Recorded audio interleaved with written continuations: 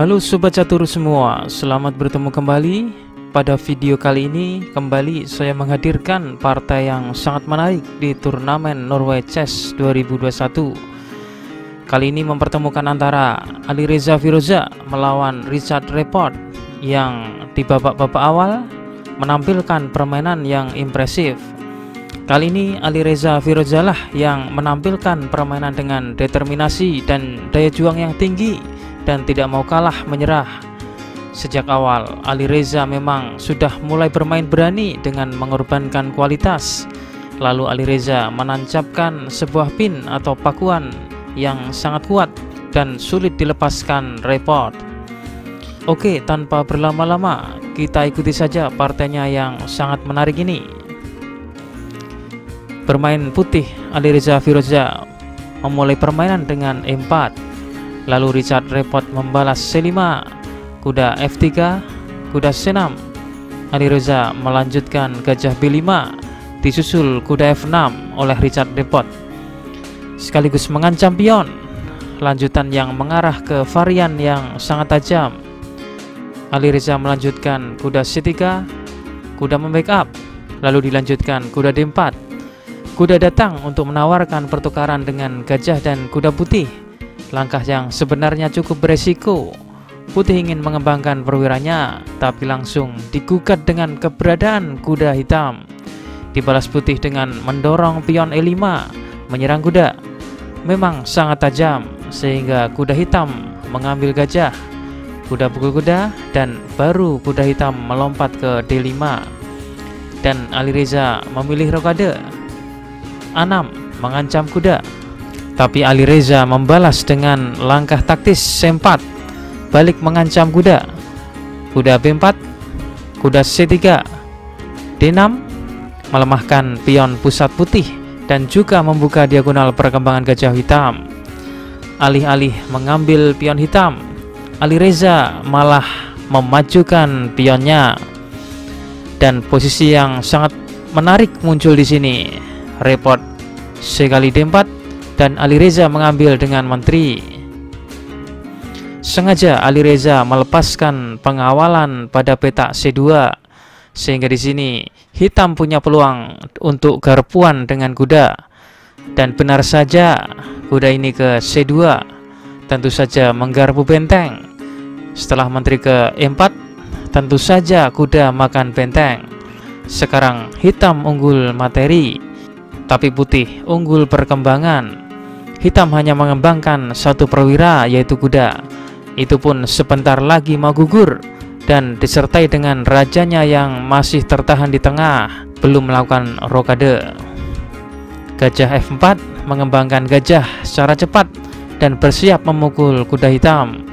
Kuda hitam ini hanya bisa diam saja karena memang sudah terkunci, tidak bisa bergerak. Report melanjutkan gajah E6, benteng kali A1, benteng C8 menyerang pion 2 kali. Kuda melompat untuk memblokir pandangan gajah hitam. D kali E5 dan kuda mengambil. C6 mengancam kuda sehingga kuda ini mundur kembali. Gajah kali D5, C kali D5. Benteng C5 menyerang pion 2 kali. Alireza melanjutkan mendorong pionnya ke D6, membuka diagonal menteri untuk menyerang pion B7, dan kemudian hitam menteri membackupnya. B4 mengusir benteng, benteng ke C6, benteng E1, raja F7, kuda D4 dibalas E5, menteri ke D5 skak, raja ke G6, gajah kali E5. Dalam posisi ini apabila hitam memainkan F kali E5, maka lanjutannya adalah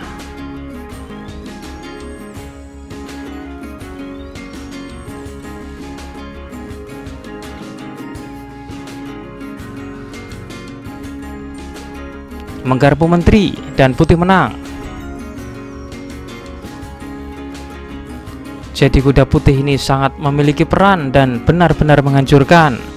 Sehingga di partai aslinya hitam melanjutkan benteng kali D6, mengembalikan keunggulan kualitas untuk mengurangi tekanan. Gajah kali D6, Dan kembali apabila di posisi ini hitam memukul dengan menteri, maka lanjutannya adalah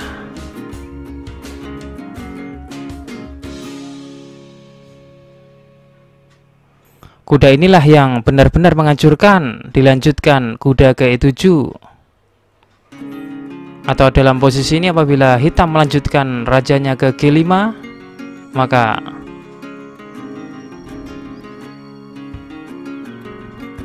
dengan ancaman mematikan benteng H1 atau kuda F3.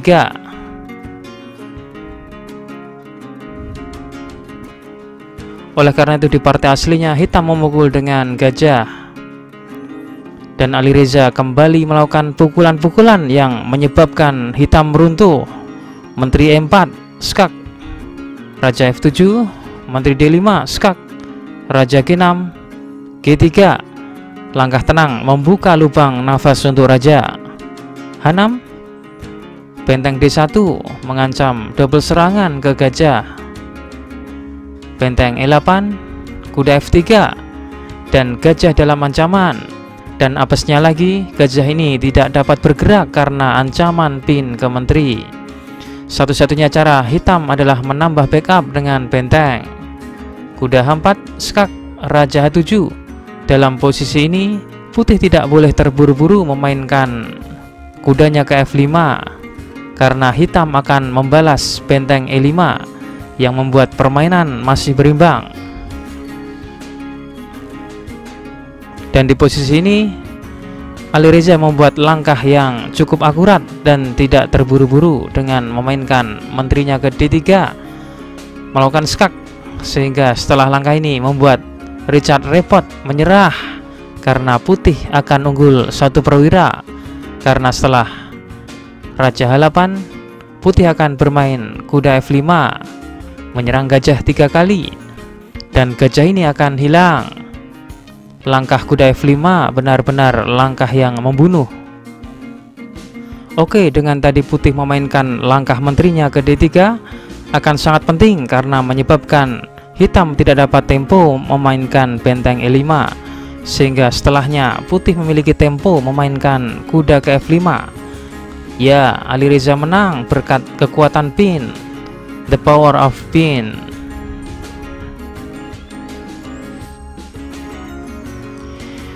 Berikutnya kita tampilkan kunci jawaban problem catur video yang kemarin. Kuncinya benteng ke B7.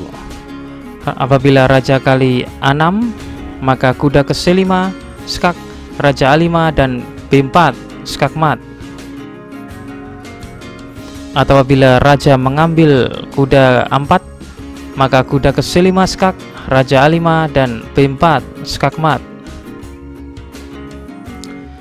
Dan berikutnya kita tampilkan problem catur terbaru. Silahkan dipelajari dan kunci jawabannya akan saya tampilkan di video selanjutnya.